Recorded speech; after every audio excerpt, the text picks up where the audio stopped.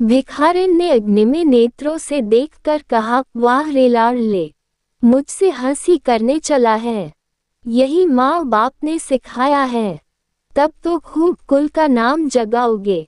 करुणा उसकी बोली सुनकर बाहर निकल आई और पूछा, क्या है माता, किसे कह रही हो? भिखारिन ने प्रकाश की तरफ इशारा करके कहा, वह तुम्हारा लड़का है ना?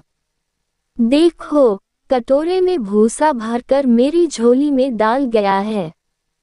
चुटकी भर आटा था, वह भी मिट्टी में मिल गया। कोई इस तरह दुखियों को सताता है।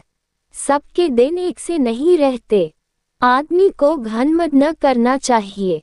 करुणा ने कठोर स्वर में पुकारा, प्रकाश।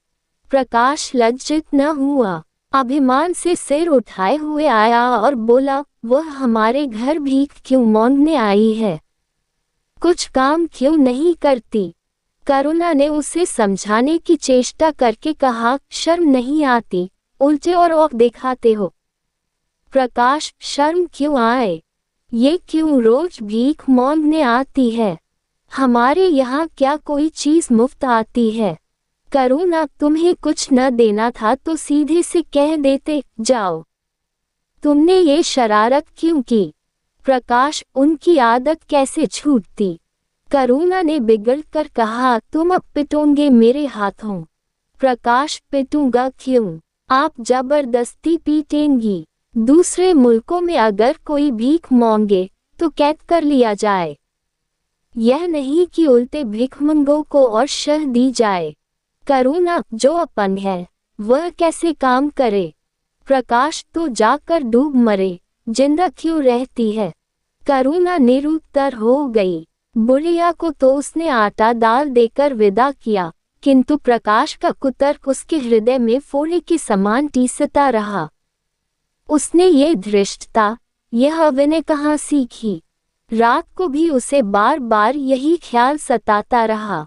आधी रात के समीप एकाएक प्रकाश की नींद टूटी। लालटेन जल रही है और करुणा बैठी रो रही है। उठ बैठा और बोला, अम्मा, अभी तुम सोई नहीं? करुणा ने मुंह फेरकर कहा, नींद नहीं आई। तुम कैसे जग गए? प्यास तो नहीं लगी है? प्रकाश, नहीं अम्मा, न जाने क्यों आँख खुल गई, मुझसे आज बड़ा अपराध हुआ अम्मा। करुणा ने उसके मुख की ओर स्नेह के नेत्रों से देखा। प्रकाश, मैंने आज बुढ़िया के साथ बड़ी नटखट की। मुझे क्षमा करो, फिर कभी ऐसी शरारत न करूँगा। ये कहकर रोने लगा।